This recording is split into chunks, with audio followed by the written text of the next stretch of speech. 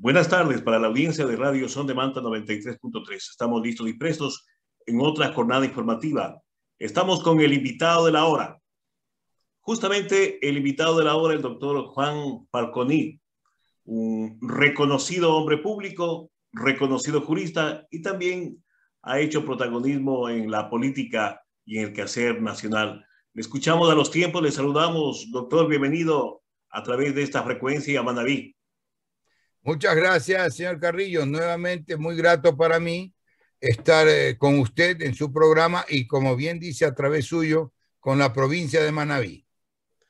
Doctor, ¿cómo usted percibe, o más que percibir, siente el ambiente en sí, el quehacer en el país, en los ecuatorianos en general, ya más de 48 días que ha pasado desde la posesión del gobierno del presidente Guillermo Lasso? Bueno, normalmente, y esto se ha vuelto casi una costumbre en el sistema occidental, en los países de Occidente, se ha hecho más o menos una costumbre en dar un rango de 100 días, más o menos, para que un nuevo gobierno dé sus primeros pasos, siente lo que serían las bases de su acción a posterior hasta completar un periodo de gestión. Y yo creo que todavía no estamos en ese rango. Cierto que hay un inicio. Veo bien que las noticias de hoy día dicen que ayer se habría llegado a un acuerdo con los agricultores y particularmente los arroceros. Veo bien eso. ¿Y por qué le digo veo bien eso? Porque yo decía, para mí no tuve tiempo ni de conversarlo con amigos, con los que uno siempre tiene diálogos interesantes, ilustrativos, pero no podía ser que de un lado los combustibles suben mes a mes y de otro lado un área tan golpeada en este país y tan importante como la agropecuaria no podía contar con precios sustentables, suficientes, como reclamaban ahí algunos arroceros, que les permita inclusive compensar sus costos y llegar un poquito más allá con algo de utilidad. Eso a mí me llamaba tremendamente la atención. No se había hecho el parangón, no se había hecho la comparación de un sector y otro en materia de precios, pero a mí sí me llamaba la atención. Entonces, menos mal que ese paro de los arroceros, que era en principio y visto con la información que tenemos general, la mayoría de los ciudadanos, era justo, era importante, y creo que eso pues en buena hora se ha arreglado.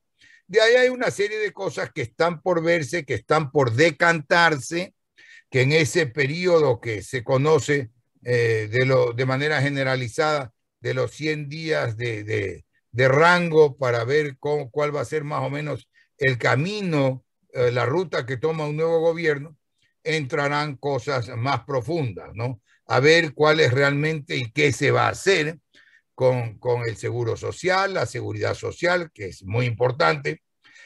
No veo yo que haya que entrar en una política de privatización generalizada como tal privatización.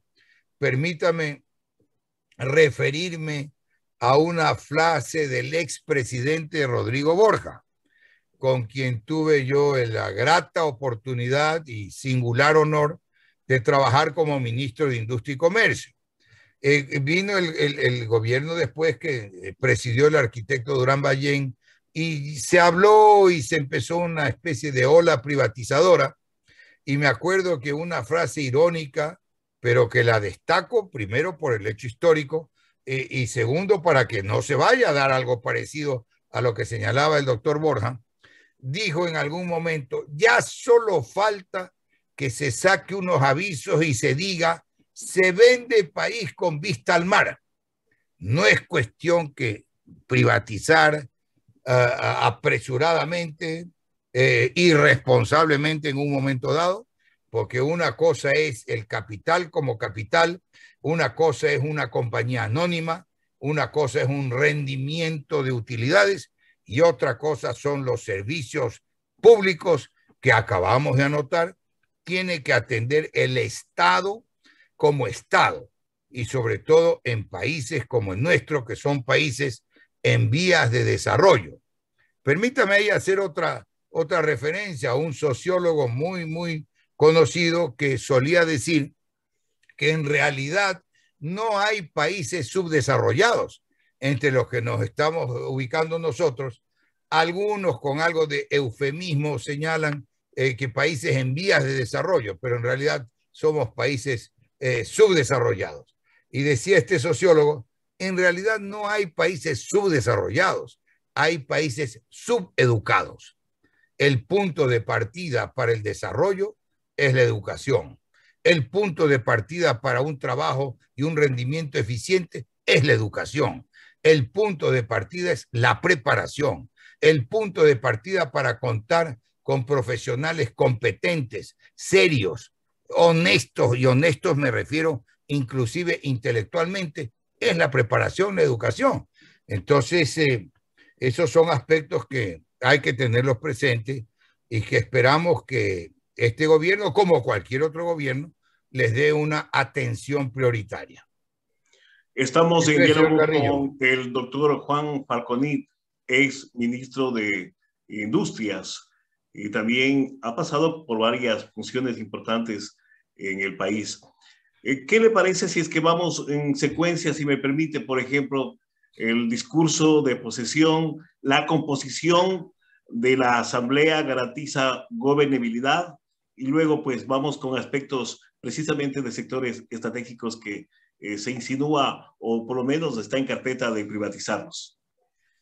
Claro, mire, señor Carrillo, la Asamblea como tal es el órgano legislativo, ¿verdad? Yo no sé, y usted me va a permitir hacer una que otra precisión que yo creo que podría ser interesante para el conocimiento general, para el beneficio de su audiencia. Muchas gracias, siga. La Asamblea es el órgano legislativo. Ese nombre de Asamblea es ajeno a la cultura jurídica ecuatoriana, porque siempre fue el Congreso de la República, y para que los asambleístas, empezando por ellos, lo tengan claro, no dejan de ser diputados, son diputados a la Asamblea. Veo yo como por ahí de cuando en cuando y me llama la atención cuando dice, no, no es diputado, es asambleísta. Diputado lo que quiere decir es nada más que delegado. Entonces, un delegado a la Asamblea es un diputado a la Asamblea, para empezar, porque si no se tienen los conceptos claros, menos se entienden las cosas, ¿no le parece? Claro. Entonces, ese órgano legislativo es eso, es una de las funciones del Estado. Hoy por hoy 5 fueron las 3 clásicas funciones del Estado y no hay, como solían decir, diputados, que al ser un órgano colegiado con tantos miembros, hay de todo, hay gente seria, hay gente que no es seria, hay gente competente, hay gente preparada, hay gente que no sabe tanto. Entonces, ¿verdad? Decían más de una vez, no, es que nosotros somos el primer poder del Estado. Y la primera pregunta que surge ahí, valga la redundancia, ¿y cuál es el segundo? ¿Y cuál es el tercero? Entonces, conceptualmente no tienen claro que el poder es uno solo. El poder es uno solo, que reside en el pueblo. El que manda es el pueblo. Quien ostenta la soberanía es el pueblo soberano.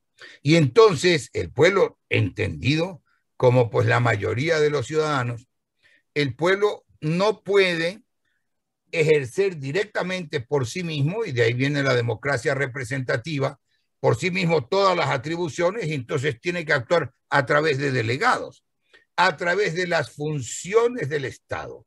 No se habla, pero desde que yo era estudiante, no se habla ya de poderes del Estado. Le digo desde que era estudiante. Se habla de que el poder es uno solo y reside en el pueblo.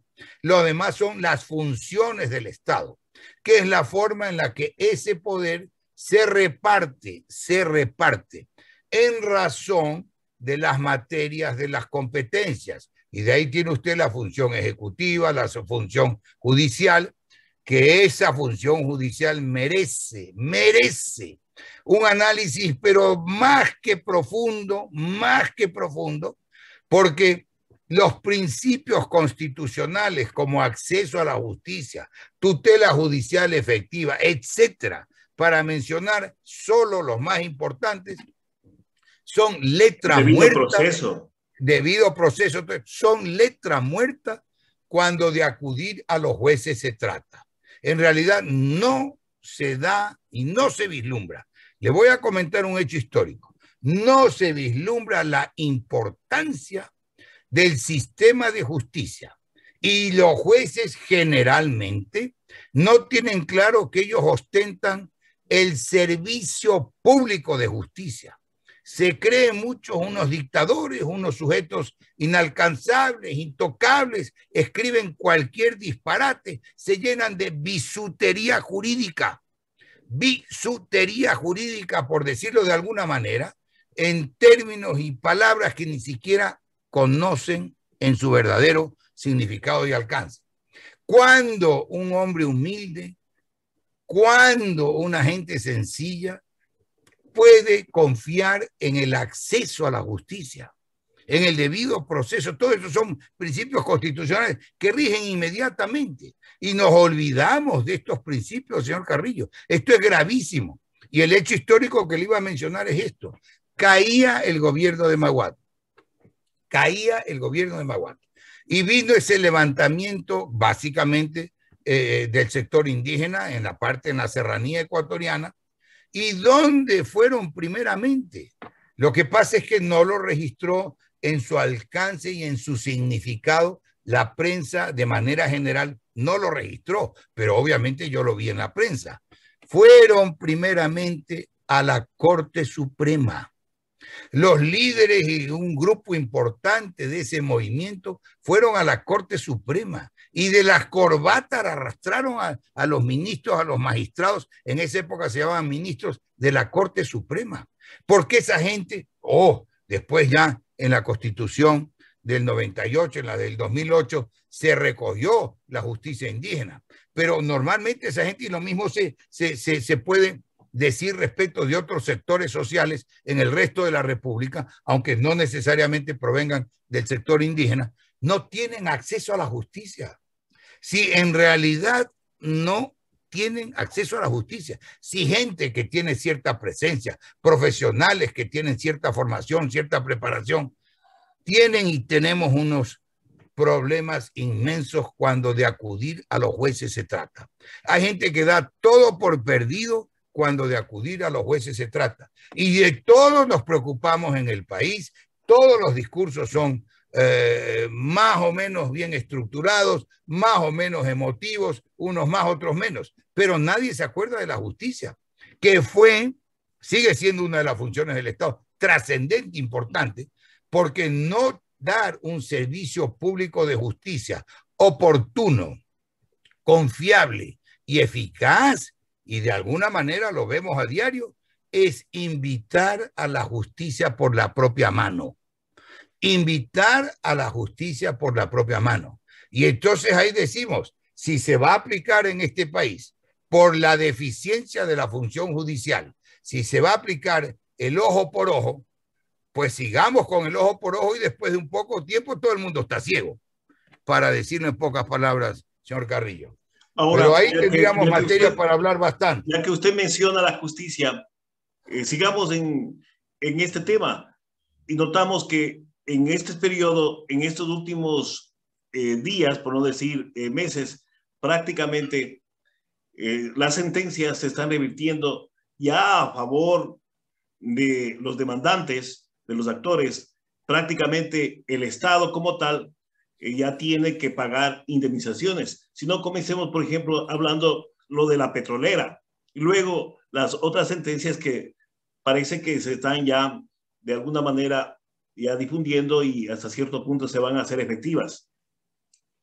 Mire, ahí usted toca un punto que es muy importante, es muy trascendente, no solo para el país y su economía, porque estamos hablando ahí de cifras muy grandes, de cifras cuantiosas, no solo para el país y su economía, sino para el prestigio de Ecuador, porque no se tenga ni no corresponde a la realidad si acaso se piensa o se quiere hacer en el exterior una propaganda de que en Ecuador se está enjuiciando a todos los que vienen a invertir, a todos los que contratan con el Estado, etcétera, etcétera. De ninguna manera, de ninguna manera.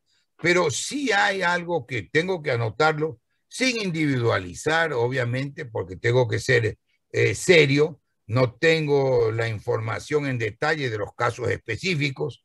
Yo en mi vida profesional nunca he litigado contra el Estado, nunca, y las veces que he tenido que litigar ha sido a favor del Estado, entonces defendiendo al Estado. Pero sí llama la atención, porque estadísticamente llama la atención que todos los juicios más cuantiosos que tiene que ver Ecuador en la instancia del CIADI, que es el Comité Interamericano de Arbitraje, se pierden. Estadísticamente se pierden todos los juicios. ¿Qué pasa con la Procuraduría del Estado? ¿Cómo hacen esa defensa? Que además la Procuraduría también contrata abogados en el exterior. A ver, ¿cuándo se analiza? ¿Cuándo se fiscaliza eso? Porque no hace lógica, ni es posible, que la mayoría de los juicios, estadísticamente creo que está por el 50%, pero en cuantía, en el valor de los juicios, la mayoría de los juicios los pierde el Estado ecuatoriano. ¿Cómo se defiende? ¿Quién lo defiende? Eso sí habría que un día analizarlo, tomar 2, 3 casos de ejemplo, que hay instancias que lo pueden hacer, tomar 2, 3 casos de ejemplo, mirar si al final del día la justicia es una sola, señor Carrillo, sea nacional, internacional, sea individual, sea colectiva. La justicia, si nos remitimos a la definición de Ulpiano, es dar a cada cual lo que le corresponde. En eso entran los particulares, entran los gremios, entran las personas y entran las personas jurídicas, el Estado, etcétera. Entonces, dar a cada cual lo que le corresponde. Y yo agrego, ¿no?, que esto es importante, pero esto ya es de mi propia cosecha, dar a cada cual lo que le corresponde en igualdad de condiciones. Porque es tan sencillo como esto, yo lo explicaba en clase. No tiene los mismos derechos, somos iguales ante la ley, pero no tiene los mismos derechos el adulto que la mujer embarazada, el niño que el mayor adulto, etcétera, etcétera, ¿verdad? No todos tienen las mismas circunstancias ni las mismas condiciones. Entonces, la igualdad ante la ley es asimismo en igualdad de condiciones. Pero bueno, entonces todos debemos tener ese derecho de acceso a la justicia. Y resulta ser que la justicia internacional tampoco está respondiendo a veces a los reales intereses de la justicia, porque no es posible que el Estado, si hace una reclamación, tiene fundamentos, demuestra los fundamentos, tendría que dársele la razón, pues. Y no se podemos admitir así, un poco a ciegas, que todos los juicios que plantea el Estado ecuatoriano no tienen la razón, no valen para nada, no tienen las pruebas. No es así, pues no es así de sencillo. No es lo que generalmente se conoce o la información que públicamente se recibe. Esto es importante tenerlo claro, señor Carrillo. Entonces, ahí hay que hacer un análisis profundo, cómo está funcionando la defensa internacional y nacional de los intereses del Estado ecuatoriano. Me refiero a la defensa jurídica, me refiero a la defensa judicial, en instancias de decisión judicial. Porque ahí también habrá que preguntar cómo está funcionando la defensa del Estado, en este caso la Procuraduría. Claro, claro, pues eso hay que mirarlo, pero no se ha mirado. Eso ha estado hasta aquí en la información que yo tengo. No sé quién pueda estar mejor informado, salvo tal vez los funcionarios internos o algo, pero en la información que tenemos de afuera no trasciende, no se sabe nada. Mire a ver usted esto que es muy importante, señor Carrillo, y que obviamente todos los abogados lo tenemos claro, y todo el mundo de manera general lo tiene más o menos claro. Los juicios son públicos. Por excelencia, por definición, el juicio es público. No público en el sentido de publicidad, sino público porque están abiertos al conocimiento del público. Hoy por hoy, con las nuevas reglas que en lo interno, con las nuevas reglas que imperan en el servicio público de justicia, usted no puede casi ver los expedientes. Le contesta ahí un empleado de ventanilla, no lo tiene el juez. Si no ve el expediente, ¿cómo lo puede defender? Y si no lo puede defender, se afecta el derecho constitucional de defensa. Pero a nadie le importa, a nadie corrige. No hay horarios. Un déspota de ventanilla le dice a un abogado con 30 años de ejercicio que no puede tener acceso a un expediente. ¿Cómo puede funcionar? Y si esto se repite al nivel de las instancias de los procesos, cuando interviene el Estado, la gente no tiene derecho. Ustedes, los señores de la prensa, dan cuenta a veces de los resultados de un juicio, pero no dan cuenta de los detalles del juicio, no dan cuenta de la precisión de la defensa, no dan cuenta de los argumentos de cargo y de descargo, etcétera. Entonces, todo esto hay que tenerlo presente, pues, señor Carrillo, porque tenemos los ecuatorianos, si vamos a perder, como el último caso que se ha publicitado, 400 millones de dólares como país por un fallo. Tenemos derecho a conocer el fallo. Tenemos derecho, los ecuatorianos, todo el derecho para revisar las actuaciones judiciales, para revisar lo que hicieron los abogados del Estado ecuatoriano. Pues no puede ser que se da una noticia de prensa, se echa la culpa a cualquier funcionario anterior, a cualquier gobierno anterior, y dice, esto le costó tanto, un capricho le costó tanto al Estado ecuatoriano. ¿Y cómo fue la defensa? ¿Y cómo sabemos los móviles que hay económicos en esa defensa y en esos manejos?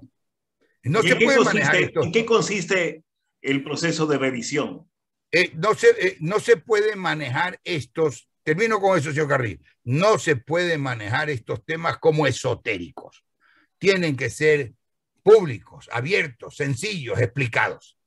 El proceso de revisión, usted se refiere al proceso de revisión como recurso judicial. Así es. Ya, bueno, en eso hay...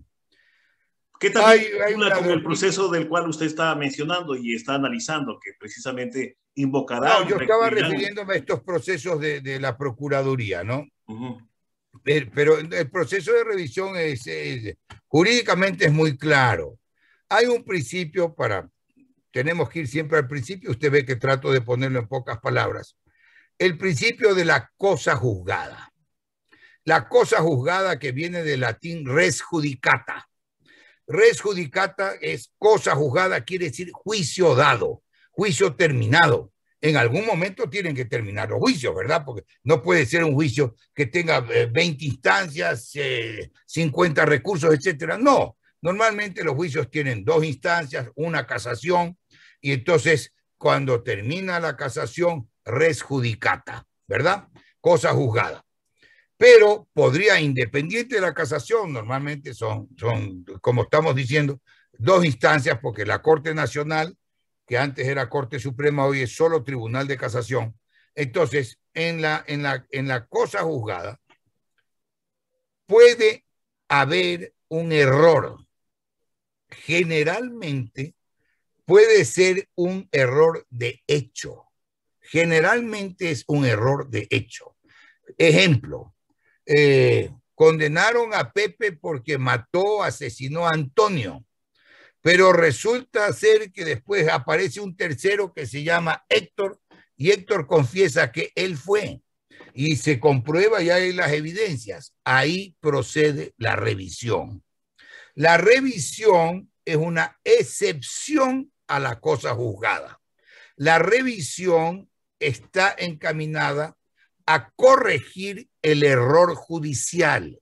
El error judicial.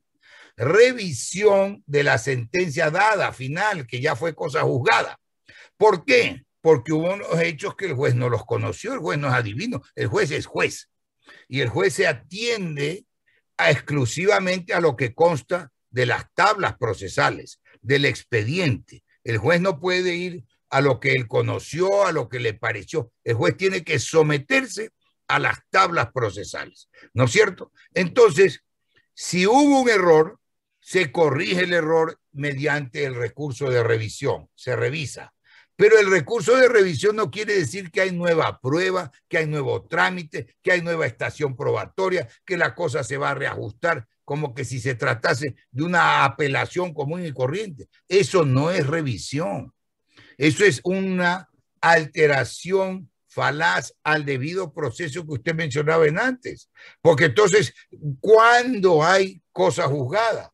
¿Cuándo hay lugar a que el proceso haya realmente terminado? ¿Sí me explico? Entonces, eso es así en pocas palabras y logro transmitirlo con claridad para la audiencia, señor Carrillo.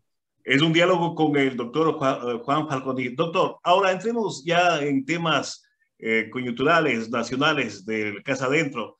¿Cuál es su punto de vista con respecto a la situación en donde la han llevado, en donde se encuentra y cómo hacerla que prácticamente sobresalga, en este caso, la Contraloría? Bueno, mire, interesante pregunta, señor Carrillo, muy interesante. Cuando yo hablaba hace un momento que hay que investigar y que hay que tener y que hay que pedir cuentas y qué pasa con todos esos juicios, no sé si fue transmisión de pensamiento, pero vino a mi mente la Contraloría. ¿Por qué? Para darle un punto de partida. Porque la Contraloría es es el juez de cuentas, es el órgano controlador de todo el Estado y es el juez de cuentas, pero no solo de cuentas. La Contraloría, de acuerdo a su ley, es el órgano encargado que todo el Estado y sus instituciones cumplan con sus deberes, cumplan con sus funciones. De manera que la Contraloría muy bien podría hacer una auditoría, por poner el ejemplo, a la Procuraduría General del Estado. No es que son intocables, si me explico. Las facultades de la Contraloría son amplísimas. No solo se refiere a los números, a las cuentas, a los balances, ni a que la obra pública haya costado lo que realmente vale o lo que se contrató, sino va mucho más allá, es mucho más amplio, va a las funciones de cada institución pública, empezando por el Estado mismo, por el Estado como tal.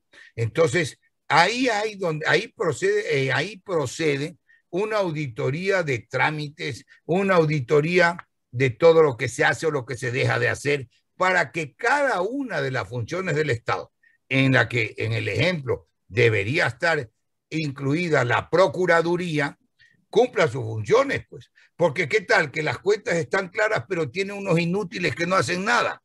Entonces se están cobrando fondos del Estado sin justificarlos, para darle un ejemplo. ¿Y qué tal que hay unas cuentas claras, pero lo que se compró fue sin licitación? O hay unas cuentas claras, pero esos precios están exagerados en el mercado.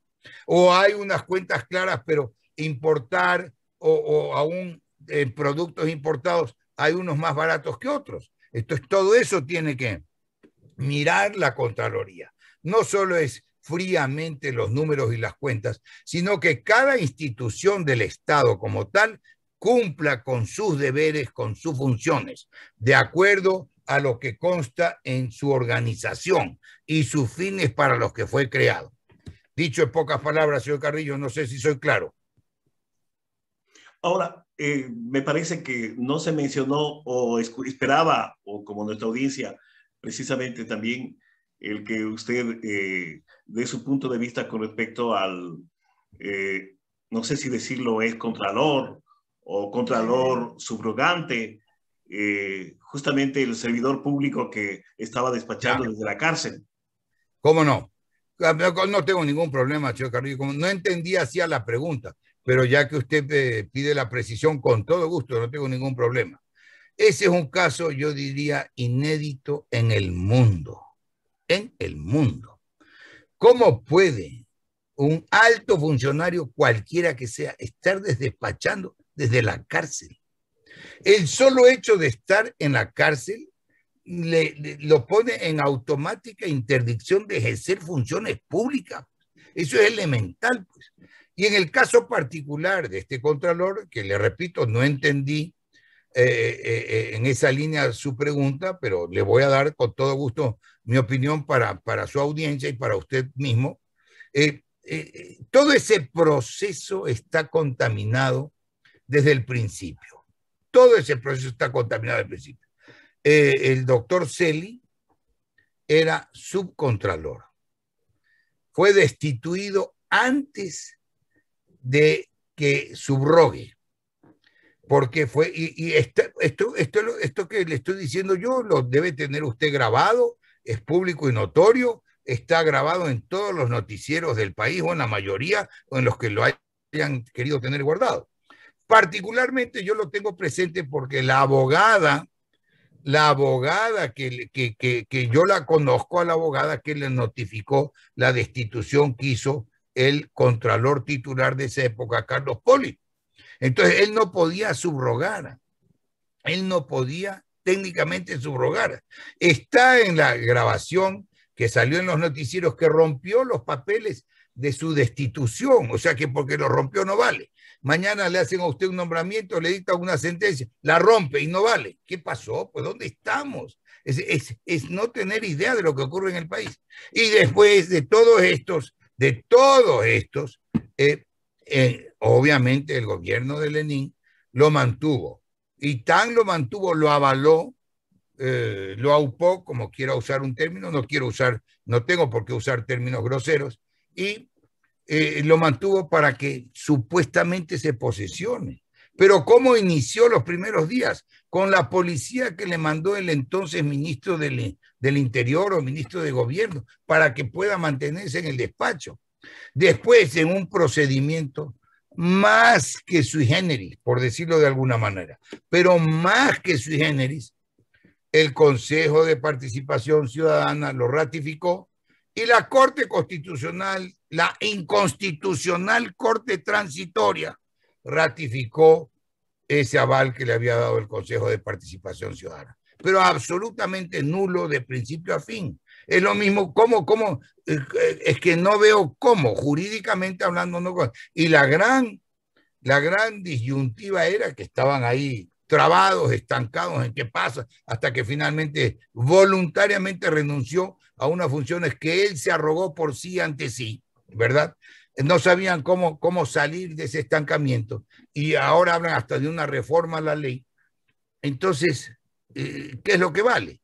Todo eso que se hizo, cuando haya, que espero que haya, después de poco, una Corte Constitucional íntegra, sólida, mayoritariamente me refiero, porque hay buenas juezas, buenos jueces, que realmente obedezca a los principios constitucionales, al derecho y aplique el derecho como tal, no la conveniencia, no la actitud acomodaticia coyuntural. Entonces, a lo mejor se revisa todo esto, porque todo lo que habría hecho Celi es nulo, pues si él no era realmente contralor.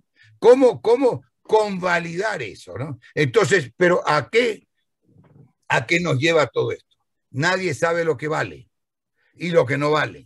El país tiene una desinstitucionalización sistemática. Por eso es que cualquiera cree que puede violar la ley. Por eso cualquiera se cree que está por encima de la ley. Mira usted que condenan por el tráfico ese de las medicinas con los hospitales, o condenan a los cómplices y a los principales los exoneran. ¿Qué hiciste? ¿Por dónde estamos? Me explico, señor Carrillo.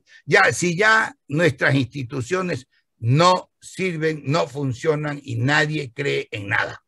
A eso es a lo que hay que atacar con la salud y con la educación, y obviamente ahí entra una educación cívica, una educación general, una preparación normal para que no se dé el caso de pueblos subeducados que van al subdesarrollo, sino de gente preparada, de gente formada, de gente con criterio. Entonces, a eso es a lo que hay que volver. Antes se decía, dime con quién andas y te diré quién eres.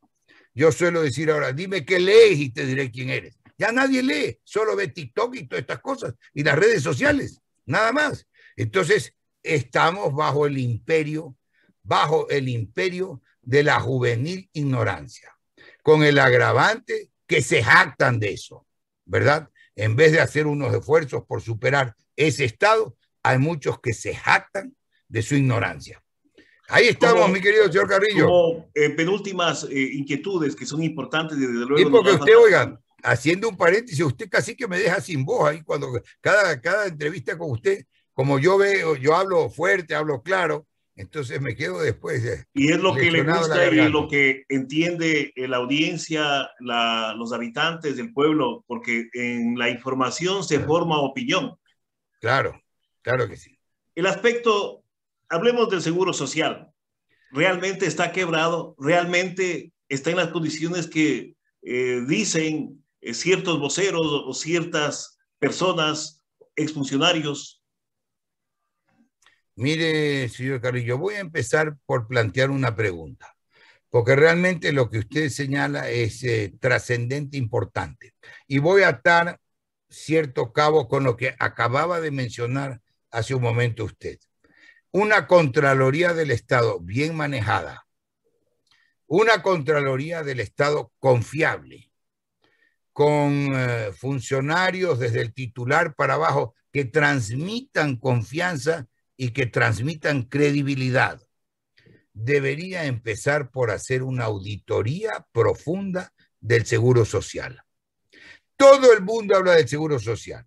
Usted acaba de repetir algo, se está quebrado, otros dicen que no está quebrado, unos dicen que tiene demasiadas prestaciones, otros dicen que no solo es el afiliado, sino el afiliado y su familia, etcétera, etcétera. Pero no hay, obviamente del propio seguro no lo hay.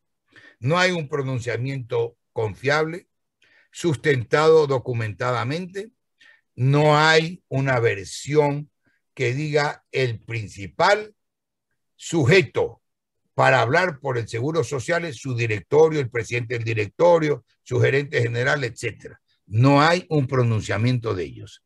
Y aunque lo hubiera, lo único que podría dar un aval y una certificación confiable para la nación, para todos los ecuatorianos y para el Estado como tal, sería una auditoría de la Contraloría. Obviamente yo no sé si hoy por hoy estén en condiciones de hacerla, no sé si hoy por hoy estén en condiciones de hacer semejante trabajo porque es de volumen, de gran magnitud, pero eso no se lo ha hecho que yo sepa nunca. No han tenido ni auditoría interna ni auditoría externa. Y para que tengamos ahí el panorama claro, lo mínimo que necesitamos es esa especie de fotografía del estado de cosas, que sería un informe de auditoría externa de la Contraloría, que es un ente, debería ser un ente confiable para saber cuál es exactamente el estado de cosas con la seguridad social. Eso creo que es mi respuesta objetiva y seria, señor Carrillo. Lo otro es ponerme a especular, inclinarme por un lado o por otro, que no podría hacerlo dada mi formación. Ahora, la inquietud que la traslado precisamente por los acontecimientos últimos, en donde se vuelven necesarias preguntas, repreguntas y se ponen en la palestra temas como que si es que es necesario o no la existencia de una ley de comunicación, o si es que al no ser necesaria procede simplemente la autorregulación. Digo porque usted en algún momento también fue objeto de un linchamiento mediático. Total. Entonces por ahí Mire, vamos, por muy ahí buena su vamos. pregunta, señor Carrilla. Yo lo he De paso sufrido nos va como... informando, nos indica Claro, si es que el medio de televisión, los medios de comunicación, sobre todo TC, pertenece al Estado, fue entregado como parte del pago al Estado, porque se escuchó de parte de un funcionario decir que prácticamente ese medio es privado y que el Estado no ha puesto un solo centavo. Entonces, qué mejor alguien que ha estado ahí en las extrañas es para que de paso nos informe y forme opinión. mire, esto es trascendente lo que usted plantea, señor Carrillo. Créalo que me da una oportunidad excepcional de dar un criterio eh, eh, fundamentado y lo voy a explicar sobre este tema. Y además, como usted bien anota, yo sí lo he sufrido en carne propia, por años de años, lo sufrí en carne propia, el ataque infame y cobarde de un mafioso que era dueño de varios medios y lo usaba para como represalia. ¿Cuál es el tema ahí en dos palabras? ¿Cuál es el tema constitucional? Mire cómo está todo atado y volvemos de una u otra manera a lo mismo. La igualdad ante la ley, ¿sí o no? Todos reclamamos, somos iguales ante la ley, y yo agrego, en igualdad de circunstancias. Pero el principio es de la igualdad ante la ley, ¿verdad? Y quiero insistir en eso, igualdad ante la ley.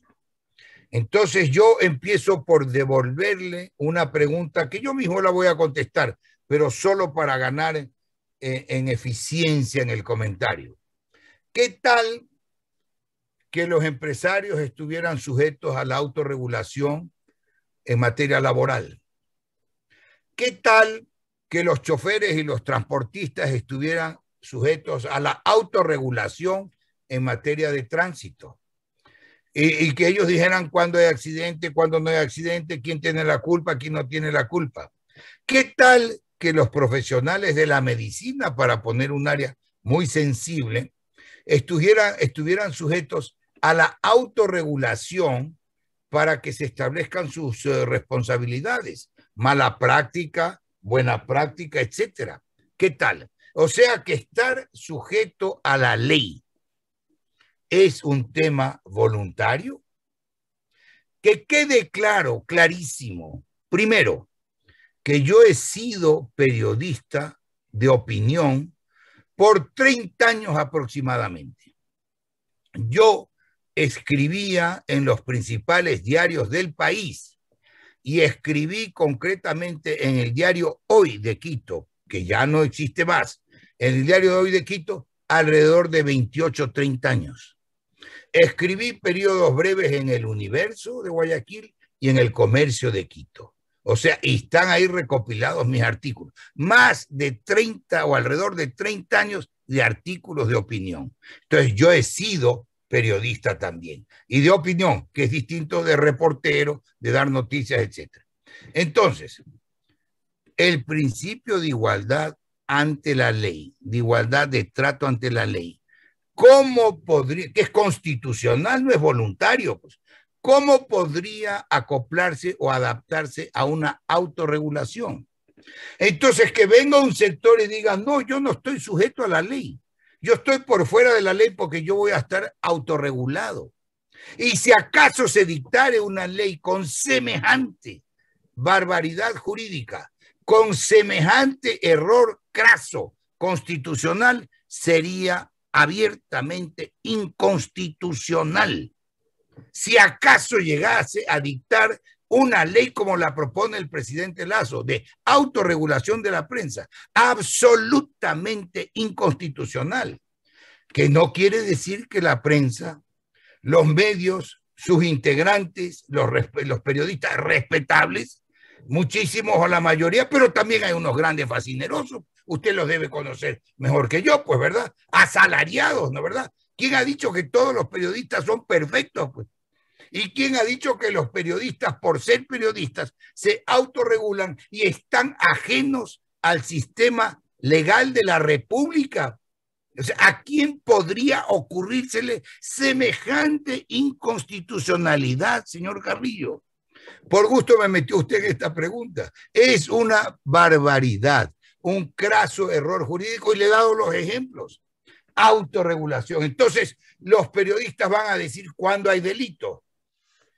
Nulla pena, nulla crimen sine lege, dice el principio desde el derecho latín. No hay pena, no hay delito sin ley. Entonces, y si es que solo es la autorregulación, los periodistas no cometen delito alguno. Hasta los delincuentes más avesados sacarán carnet de periodista. Si ahí están unos chantajistas con carnet de periodista. En universidades de garaje, pero ahí están hasta en las comisiones de fiscalización de la Asamblea, ¿sí o no? Entonces, eso yo creo que si no soy claro, puedo abundar en ejemplos y en explicación para esto, señor Carrillo. Pero es como que, ya le digo, ¿qué nos parecería? Que los choferes de hoy en adelante, pues pasa un chofer en rojo, no hay problema, porque él está autorregulado. Y para él el rojo equivale a amarillo. ¿A quién se le ocurriría que eso sea válido? ¿A quién se le ocurriría que...? ¿Ah? Sobre la figura de que si es privado, es público, esta empresa incautada.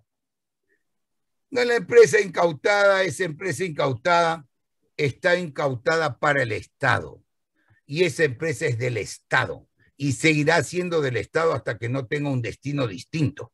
El presidente Lasso había anunciado que no con dedicatoria, que serían puestas en venta por subasta, etcétera, etcétera. No con dedicatoria para nada ni nadie.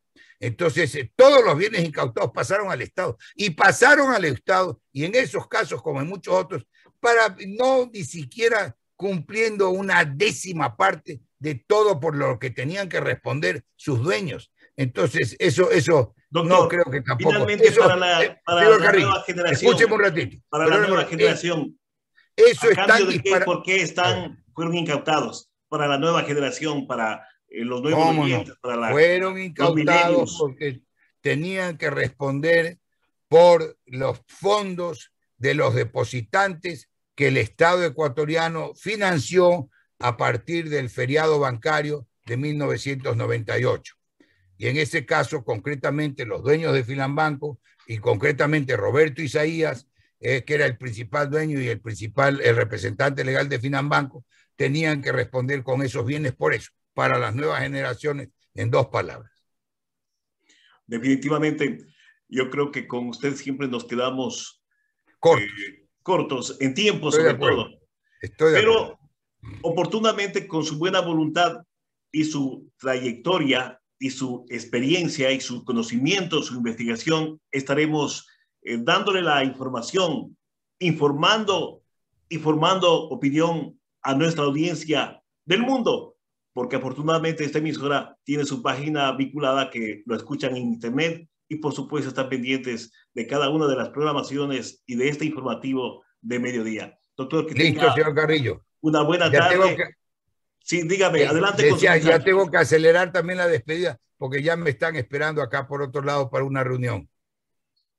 Que tenga una buena tarde. Hasta la próxima. Mil gracias por su invitación. Espero que nos veamos pronto nuevamente.